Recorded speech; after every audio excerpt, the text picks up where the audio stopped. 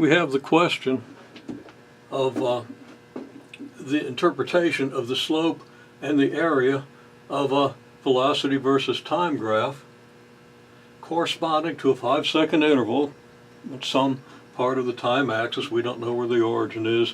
We don't know what the actual time is here, what the actual time is here, but we have a 5-second interval, and we have a velocity of 4 meters per second at the initial instant and 10 meters per second at the final instant of that 5-second interval. Now, we want to interpret the area of this figure, and we could do that by breaking the 5-second interval into subintervals, partitioning the interval into a large number of small subintervals, and saying, well, on any subinterval there isn't much difference in the velocity, so we get a good approximation to the distance moved in each subinterval if we multiply the altitude, the v coordinate, the velocity, which corresponds to what we might call an altitude here, by the width of the interval, which represents a time interval. So we take a velocity times a time interval and we get a displacement. Now I want to use a more global picture on this graph, because we also say that this figure here is a trapezoid. The velocity follows a straight line between here and here.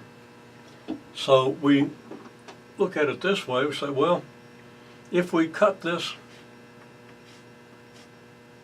segment here in half and draw a horizontal line from here to here, and then a vertical line here and a vertical line here paralleling these two lines and overlapping these two lines, then this being the midpoint of this segment, and assuming that the velocity is constant here, this is a horizontal line, these are vertical lines, so we have right angles here and here. This angle is the same as this angle, and if this is the midpoint of the segment, this side is the same as this side. So we have similar triangles here. Okay, so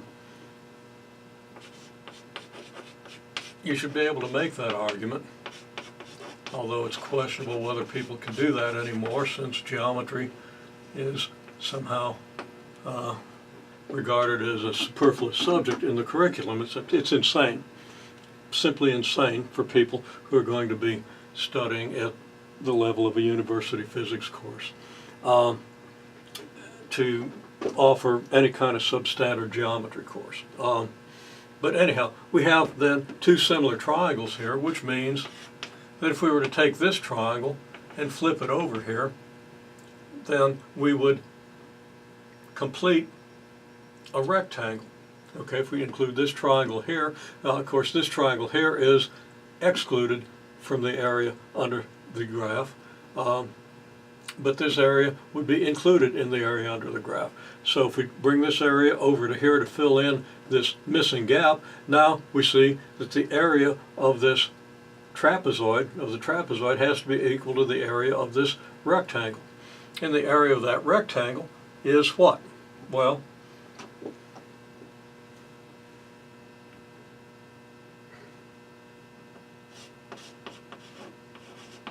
first place, the average velocity on this interval, and I'm not going to complete the argument of the average velocity. The average velocity would be the integral of the velocity function over this 5-second interval, the definite interval, the definite integral of the velocity function over this interval, and that would be the velocity which, if it was constant, would give you the same area under the integral. Okay, so that's something you should understand from calculus, but I find that not many people after a year of calculus understand that. I don't know why that is. In any case, okay, the velocity at this point will be the average velocity, and by the linearity of this line and everything else, we can easily argue that that velocity is the average of the two velocities.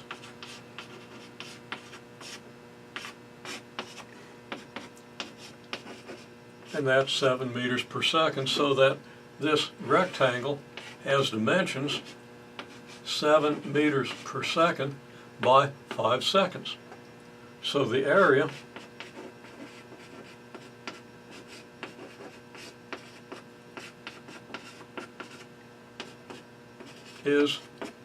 represents a quantity 7 meters per second times 5 seconds, which then represents, well, what's the product of 7 meters over seconds times 5 seconds?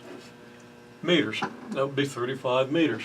And it turns out that it's easy to see that that is the displacement of something that starts at 4 meters per second with the velocity increasing linearly in time to 10 meters per second in a 5-second interval.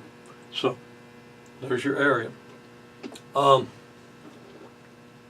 this is a fairly rigorous argument. I could have gone more into the meaning of the average velocity as far as the integral is concerned, but in this context, that meaning should be fairly straightforward. Now, the other thing was, what's the slope? And what does that represent? Well, the slope,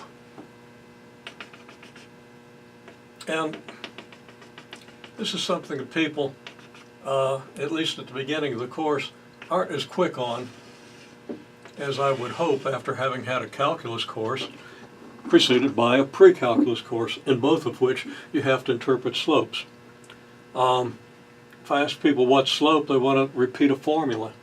Well, formulas are okay, but the formula doesn't give you any insight. Slope is rise divided by run, rise being the change in this coordinate, run being the change in this coordinate.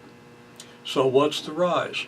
Well, it's clear that the rise here starts at this value of v, ends at this value of v, which is the same as this value, which is 10 meters per second. So you have a change from 4 meters per second to 10 meters per second. That's represented by this, and that means that the rise is 10 meters per second minus 4 meters per second, which is 6 meters per second. The run is very obviously the same as the base of this thing. I mean, this is the run from here to here. From here to here is 5 seconds. These are perpendiculars. This is perpendicular here. So you have a rectangle, so this side equals this side, etc. So that the run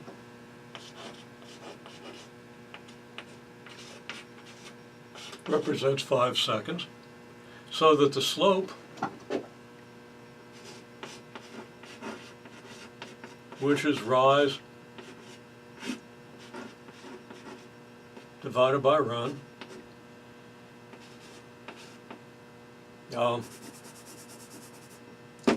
to copy the number I see right there, 6 meters per second divided by 5 seconds, which is 1.2 meters per second squared. And that is an acceleration. This is a displacement, this is an acceleration. So I could